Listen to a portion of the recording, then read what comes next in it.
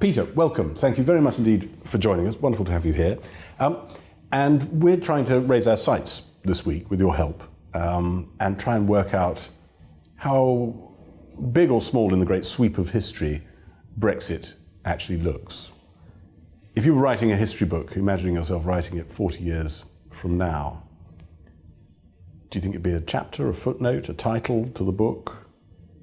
I don't know, partly because so much could go wrong. I think that the worst case scenarios, historians are quite good at expecting the end of times, because we write about that a lot. We write about people who expect the end of times. And so separating the knee-jerk reaction of doom and gloom from the reality. But I suspect in the bigger picture, the future of Europe and Brexit are part of the same wider story, which is how do we adapt to a changing world where other people's societies are becoming richer, more militarily ambitious, following different models to the ones that we, I think, expect states to want to follow. There's a decline in the fall of popularity of democracy, not just around the world, but in Europe as well. And I suspect that while Brexit will be a staging post in a sort of move of what it is that Europe thinks it is, EU and Europe itself, I think we're living through a time that we shouldn't benchmark from the date of the Brexit referendum and look at what happens if it is in fact in the end of this month that Brexit happens. I think we should look at it over a much wider time span, and over, let's say, the last 30 years, there are much wider and more significant global themes that I think are tied into why we are where we are here as well. Do you have any sympathy for, you've just been talking about the growth in trade, growth in economies outside Europe. Do you have any sympathy for that argument the Brexiteers make, which is we're locked into the wrong market? We need to go global, as they say, tap into these other markets, be part of their world more. Do you think that has something to it, is feasible, is realistic? Well, geography plays quite an important role in trade, and so do the resources that you have to offer. And as far as I'm aware or can see, there's not a great deal we possess in this country. I mean, we don't have any oil, really. We don't have any gold, silver, rare earths you're going to need for the battery packs and the power of the future. So we have expertise that we can offer, but expertise is transferable. It gets copied. Well, you have an advantage if you're copying, because you can have second competitor advantage. If the starting point is that clever people will move to where trade happens or where money is, then London is in a highly global competitive market where London isn't competing with Paris and Belgium and Lisbon. It's competing with New York and Shanghai, Dubai, etc., etc. So it's how do we adapt to stay relevant? On that, we have two things massively in our advantage. First is we have the time zone that we sit right in the middle of the world between East and West. So we're quite a convenient way in which banking and financial services can tie together two different hemispheres. But we also have a very good legal system. But that also can be replicated. We're ideal if you have disputes between rival Russian property magnates or Chinese contractors and constructors. You get justice in London. It's expensive, but it's fair and it's not tampered with. But those things that we're good at in Britain, we don't have a monopoly on them. We're not the only clever people in the world. We're not the only people who like fairness and justice. And they are copyable. They're transferable too. So I think we have to be careful to think that just because Britain once had an empire where our island status meant we could invest in the Navy rather than the Army, it's quite hard to see what space we have in Central Asia, in China, in South Asia, in Sub-Saharan Africa, particularly where we don't have any obvious language skills, historical knowledge, and we don't pay much attention to them. You wrote about the history of China and the whole Eurasian area in the Silk Roads, and now you've updated it with the new Silk Roads and contemporary China. Tell me, do you have a sense of what China thinks of Brexit? There's been a number of commentaries that you can read that come out of, naturally, government-sympathetic, if not government-controlled organs. What's your flavour of it? They seem to be quite enthusiastic at quite a few elements of it, but they're not necessarily ones that play well for us. Well, I think it depends exactly who you mean in China, and I think there's a rolling, as we have learnt to deal with the last 3 years, it's a rolling target about what we think about it here as well. I think that the morning after the Brexit vote, Xinhua, the Chinese news agency, tweeted, "That's the problem of democracy." Right, so we're supposed to be a united kingdom, it's even in our branding, and yet we have half the population who basically thinks the other half are mad. And I think that if you are a disruptive state, if you are growing, and if you are trying to take market share away from people, seeing other people go through existential crisis can be very useful. And so there are lots of parts of the world that I think are rubbing their hands at the fact that we don't know if we're coming or going. And we have European allies who are benefiting from the fact that businesses are moving to Amsterdam or Frankfurt or whatever. But in China, they seem to be sometimes saying, well, look, even if they think they're going to do a trade agreement with us, we now are going to be able to beat down the EU and Britain because they're competing with each other to a better deal for China. Yes, but we have a great deal of xenophobia in this country. I think we find it very hard to think about China in a logical way. We tend to think that it's a tremendous threat to our national security, and sometimes there are elements of truth in that, and sometimes it's just sort of fear that there are a very large number of people on the other side of the world who are better at maths than we are, and that seems to drive a lot of assumptions about China. I think we need to stop and think about what China's master plan is, if there is one, why should they have one, and exactly what does it mean, and does Britain really fit in, given that we're not a very big population and right on the other side of the world. But on the other hand, we do have a seat on the Security Council. We are internationally important. And one of the great tragedies about Brexit that we don't speak about a lot is that British administrators within the EU have been very good at keeping the EU together, have been very good at calibrating the direction of Europe in everybody's benefit, not just for Britain. And the Chinese, I think, really recognise that. They've invested a lot of time and resource and energy into what they call the 16+1, focusing on the eastern edge of the EU, places like Greece, places like Hungary, places like Poland, where there's a different story and a different voice that China has, where there is more of an effort to try to consolidate and show what the benefits will be of large-scale Chinese investment, and to highlight the fact that, well, Europe is not a perfect organ for recycling wealth into parts of Europe that are perhaps playing catch-up with the Western part. So I think that there are lots of different answers one can give, but I think that with China, as for any other country you could ask it about, the biggest challenge right now about Brexit is the uncertainty of what actually is going to happen. Well, let's come to the strategy on China, how Britain should deal with it and what China's up to. We saw a little bit the other day when Gavin Williamson, the Defence Secretary, piped up quite stridently, suggesting that some deployments should happen in the South China Seas, and in response, Philip Hammond, the Chancellor, couldn't go to China, it appears, on a trade mission that had been planned.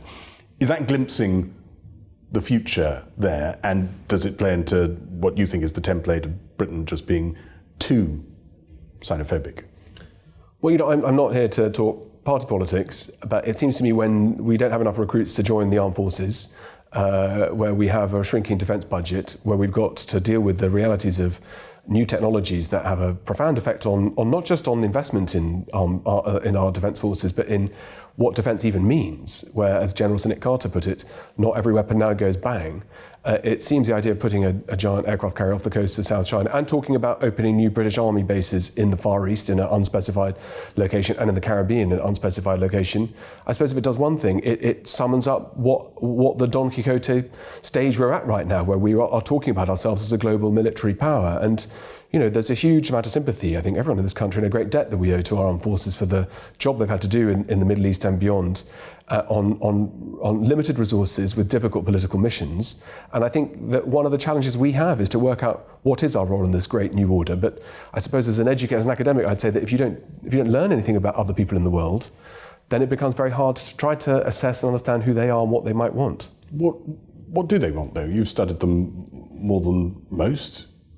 Is it just to make money, to grow the economy and do it through international ties, or do they actually want to, you said about that message after the European referendum, democracy doesn't work, do they actually want to export a model which isn't democratic and that would make life easier? Well, there's a lot of talk in China about making a new Chinese model available to the rest of the world as a kind of Chinese gift. I think we have to be careful to sometimes not take everything at face value. I think the primary issue in China, as in Iran, as in Russia, and arguably with Theresa May, it's about regime survival. It's can you keep the people who are in hold the levers of power in place? And on balance, if the economy keeps growing, you have a different set of questions to if the economy is shrinking, or if you're facing rising levels of inequality, you're not building schools and hospitals and so on. So the big question with China is, can it keep the economic show on the road? And there, the last 6 months, we've seen much worse economic figures about the big economy. We see a lot of not either unprofitable or not very profitable state-owned and operated businesses. And one of the challenges would be, does China and does Chinese society, is it ready to open up to outside markets, and if so, is now the right moment to do it? And a lot of discussion also about what kind of practices should be involved in the banking sector, where there's a huge grey market of loans and so on, that the ship could come, the cards could all come tumbling down. And we've got some experience of that here with the financial crisis of 2008. So I think China's primary concern is about finding stability and stable global positions. And it's been a year where we've had very extensive US trade tariffs. We've just gone past the buffers of when they should have kicked in and deepened on the 1st of March. But I think that the Chinese show is about how to manage growth in a population of 1.5 billion, and as it transitions from a manufacturing economy into the services. But we hear President Xi, who's clearly intending to be around for quite a while, talking about power, wanting more power, wanting to redesign the post-Second World War global architecture. So who knows quite where that would go, but they're clearly building up their own sort of IMF, as it were, and World Bank, which could step in and be the lender of choice to troubled economies. But they could go further, presumably, in defence and maybe even supplanting the importance of the UN or something.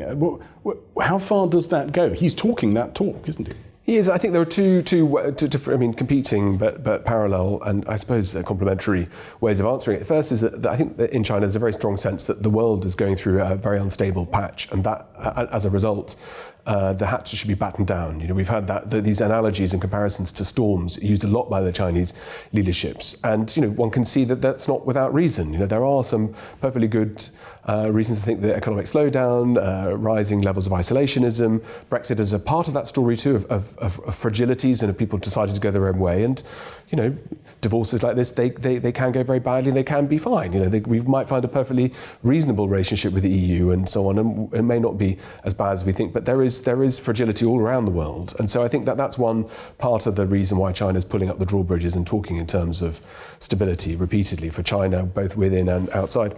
I suppose the other point is that when looked at historically, we in the West have made a lot of mistakes, not on purpose, in Iraq, in Afghanistan, the pressures that we're willing to put on China and to use force effectively, economic force, to open up markets. And I think that the Chinese feel, as other states do around the world, that the West is quite a bully. It's willing to shake hands with North Korea when it suits, but not with Iran. It's willing to put sanctions and to ask for regime overthrow in Venezuela, but not in other parts of the world where human rights and popular votes and popular animosities against the leadership change. And I think that that falls on very fertile ground in large parts of the world, that there must be a way in which people can work together in a more cooperative way, and China offers itself as a beacon, and that's very resonant in places like Africa. The new US Africa policy was announced in December, and it was very clear that John Bolton hadn't consulted a single African leader, single NGO, single multilateral organisation in Africa.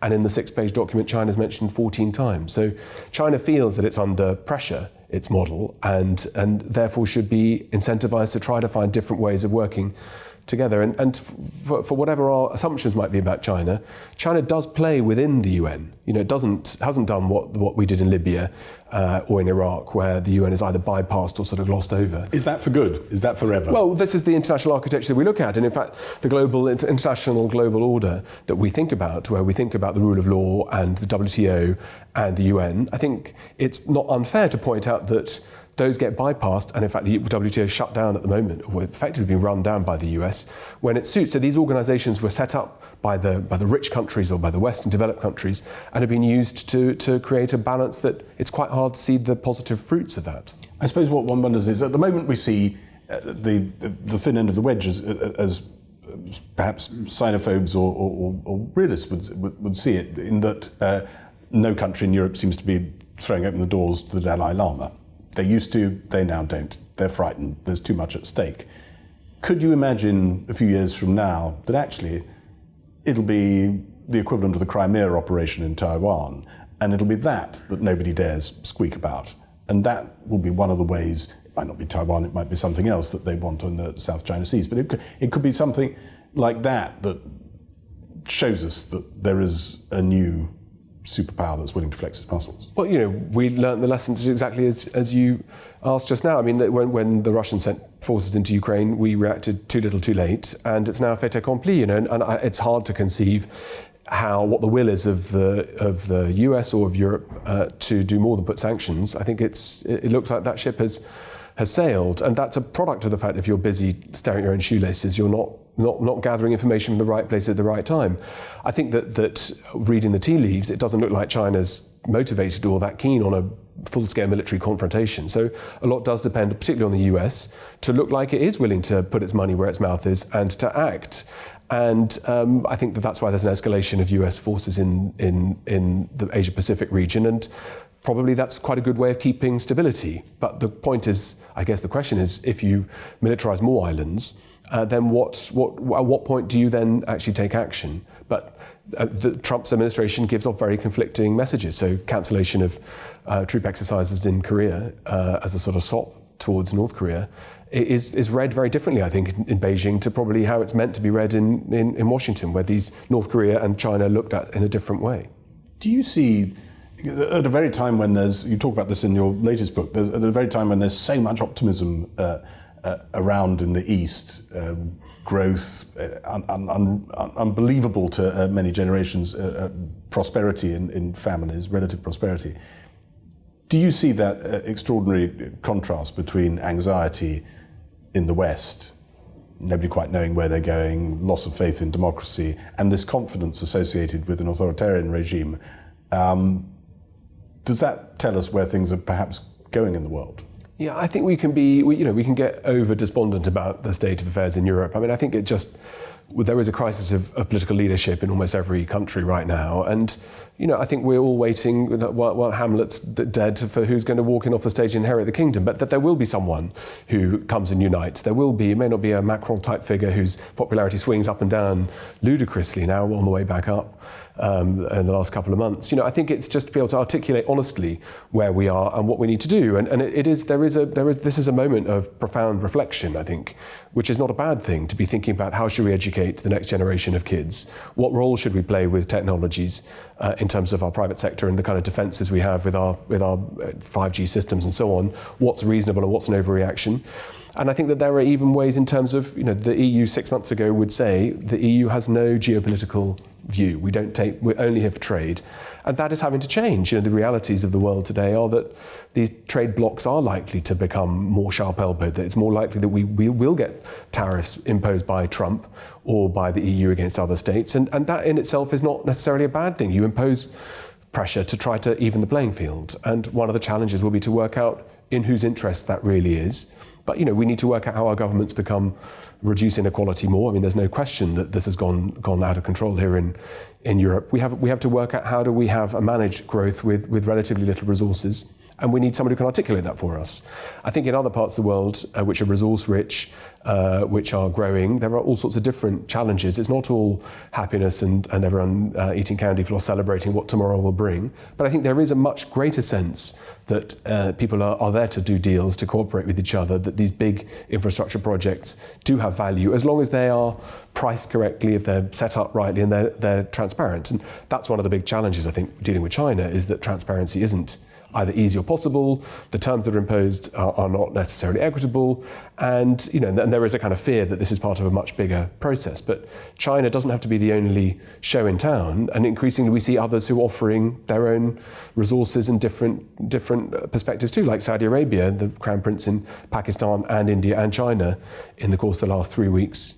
Talking about multi-billion dollar, I should say, investments into refineries and infrastructure. And as that world galvanizes together, the big challenge will be, will these states cooperate with each other? And one can overdo the happy, clappy feel, because there are obvious rivalries, obvious pressure points. But the things that make me worried when I sleep at night are not what's going to happen with a meaningful vote. The things that make me can't sleep is what happens between India and Pakistan. There was military confrontation between Indian and Chinese troops a year ago. There are any number of flashpoints in the South China Sea or between Iran and Saudi Arabia that could escalate. Afghanistan on a trajectory to goodness knows where. So there are a lot of problems too. And all those things that you're talking about happen at a time when, going back to the point that the West is a bit anxious, it's also a little bit isolationist, isn't it? It's lost its appetite for engagement and projecting power a bit.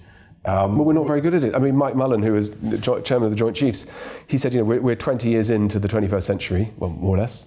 He said it in 2018, 20 years in, and America, which has the most invested in and the best armed forces in the world, they've been fighting effectively continuously for 20 years and don't have a single win to show for it. He used a baseball analogy that no one will understand here. Try us. Yeah, I think he said we're none for many. Baseball terms, we haven't got a single run, not even forget about a home run. We didn't make it to first base, and we spent a lot of money getting there, and huge destabilisation in terms of the swings of resource allocation. So the price of oil directly impacted by presence of American forces into Iraq, and so on and so forth. So we're not very good at it. With Trump, I think one can't argue about the fact that the US are perfectly within their rights to think, well, why should there be American heavy investment in other parts of the world where things don't tend to go very well? And that may be because the Americans reached the wrong conclusions, or maybe it's time to let somebody else have a go. And the problem again with Trump, and you know this much better than I, is that the Twitter feed and the press conferences are so compelling and so fun to watch. When he calls Tim Cook this morning, Trump calls him Tim Apple. It's compulsive. It's like watching a car crash happen. But it's important to separate that from the reality of that there is a logic behind trade wars, between denuclearization, between pressure on Russia, Iran, and China, and one has to separate that from Trump, the man. Who becomes the world's policeman, or are we unpoliced? Well, the French, Hubert Védrine, who was French foreign minister in 2001, he said the entire role and basis of French foreign policy was to create a multipolar world. And, we all feel safer with the Americans as the global policemen because, Americans are good people. They're not making mistakes on purpose. They're attempting to try to make the world a better place. They just haven't done that good a job despite the best efforts. And that's come at a huge financial cost and the cost of many, many soldiers who've come back wounded or worse. And, one has to give huge respect, I think, for what the Americans have tried to do. But I think that there are ambitions by almost every of these new powers to play wider regional and global roles. We see that with Turkey and Erdogan in the Middle East. We see that with Egypt, of course, likewise with Saudi Arabia, Iran, likewise with proxy wars. Russia always willing to try to get the maximum for the minimum input. China likewise, and then India and Pakistan too. So I think that no one is comfortable about the way in which the world has worked with a single policeman. And in these parts of the world, the big challenge will be how are they able to allow each other to rise up together, or are there rivalries too? So Russia and China have been pushed into bed because China is now disproportionately important to the Russian economy, as both as buyers, but also not putting sanctions like the US and Europe has. And one, I think, challenge will be who plays first and second violin in those. And that's not as easy as perhaps it looks from the outside. Yes, trying to imagine Donald Trump playing any sort of delicate... well, he plays the solo, doesn't he? Stradivarius, That's what he wants to do. But, I think that Trump, again, it's so difficult because of the toxicity around the commentariat and the groupthink around Trump is that there are lots of ways in which Trump's foreign policy is a continuation of Obama. We forget all that because of all the distractions. Of course. But, I think that here in Britain, our challenge is that, any single day the newspaper is filled with European Research Group and Trump and so on, and we don't have any skill set or really appetite to look at these other states rising in the East. I'm going to bring it back to how the world looks at Brexit Britain at this moment, because we are incredibly self-absorbed at this moment in our history. I remember growing up and looking at American newspapers and how little they talked about the world outside America sometimes, and being rather shocked by that. And of course, there are foreign pages, world pages on our newspapers, but we are incredibly self-absorbed at the moment, aren't we? Well, everyone. I mean, I think that's everybody is. Are they? I don't think we're any worse than any other state. You always want to hear about what's going on in your own backyard, and for us, this really does matter. This is a culmination of 30, 40 years of unhappiness by some about the EU. But it doesn't matter compared to the great trajectory of history, whether China, with its mastery of artificial intelligence and other things, is going to monster markets, whether there's the death of the car. It doesn't matter compared to climate change. It doesn't matter compared to demographics in West Africa, where we're at the beginning of obviously a mass movement of people. I expect towards Europe, but certainly in terms of the changing population and age profiles in Africa is going to have a huge challenge for Africa, whatever Africa as a continent even means. The disparate regions and countries and peoples. But I think it's right that we're trapped in the here and now because we're trying to unravel what's going on. But every other state has a big master plan plan. I mean, in my new book, I say, China has its current economic cycle running out to 2049, and, things might go right, things might go wrong, but they're taking the long view, as Brodel would call it. Kazakhstan has a current 30-year plan. Saudi Arabia is trying to have a proportion of its defence productivity made in Saudi by 2025. And here, our only thing that is the kind of big mega project is the Northern Powerhouse. And I've got in my book, I said that so far, it was announced about the same time as the Belt and Road Initiative of China. And the Northern Powerhouse, its great achievement is the opening of the South Front at Leeds train station. And in fact, if you go on to I feel sorry for people who run the Northern Powerhouse website, but the latest news is the fact there are 6 new posters up in Manchester Airport. And I swear to God, it's true. So in these other parts of the world, the speed at which things get done, that China building a 59-story skyscraper in 30 days. We've just passed the 5 billion mark on the HS2 project, and we haven't laid a single metre of track. And we have massive amounts that are spent dealing with planning, dealing with democratic objections. Absolutely and right. regulations. Does that model does it look bust to China? Answer presumably yes. I don't know who is the answer.